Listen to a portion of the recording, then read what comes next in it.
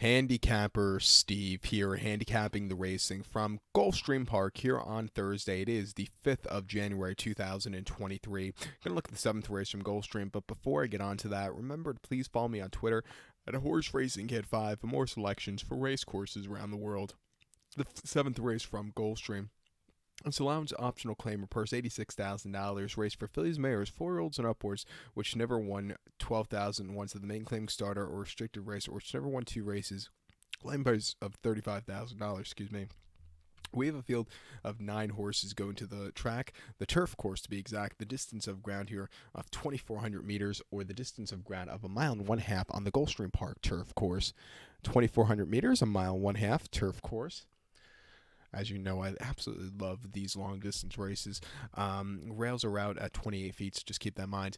My goal for 2023, I want to keep track of all the long-distance races, basically every race over mile 3/16 and up, and see how many they actually card in this country, because it doesn't seem like there's enough mile 3/16, longer marathon races. Everything seems like it stops at 1.1 miles. So this year I'm going to track how many we have throughout the year, and I have a little notebook that I'm going to put it in. So far for the year, we're at number 4 all across the country. But I like these races because they're just always fun, exciting races to look at. That's another thing. When I see these races, I want to look at them for YouTube. My top selection here, I'm going to go with the 4-horse Bravo Kitten. I'm going to go 4-2-1-6 in the superfecta. 4-2-1-6 super. Top selection of 4-horse Bravo Kitten. 4-year-old filly by Kitten's Joy. Safi Joseph Jr. trains. Tyler Gaffleone gets the mount.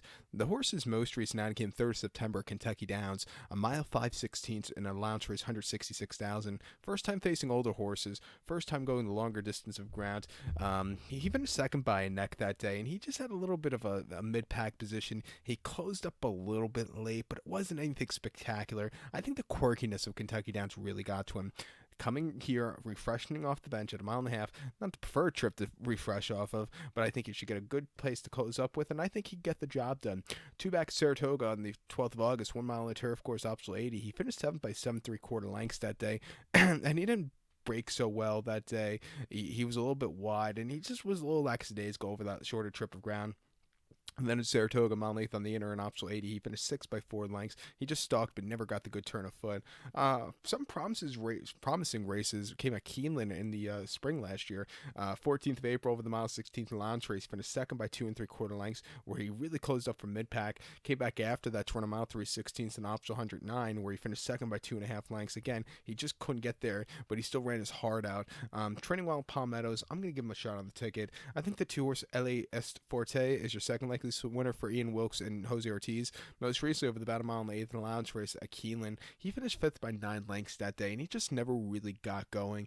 Before that, at Aqueduct, mile 3 on the inner turf course in allowance race, he finished 2nd by 1 3/4 lengths. And that day, I thought he had a good trip. He really closed up well late. Not a bad race at all, coming back from the disaster at Kentucky Downs, where he just wasn't handling the going or the quirkiness of the course.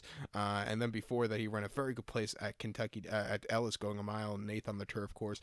He hasn't won since June of 2021, where he broke the main at Churchill on the turf course, but he always runs these good races. He's training well on the turf course at Palmettos, and it wouldn't surprise me at 9-2 if he gets the job done. It definitely use on your ticket. But to recap my selection for the 7th from Gulfstream, let's take the 4-horse Bravo Kit and give kudos to the 2-horse LAS Forte, 4-2-1-6 Super, 4-2 in your multi-race. So good luck to all, and please follow me on Twitter at Horse Racing Kid 5. Good luck, everybody.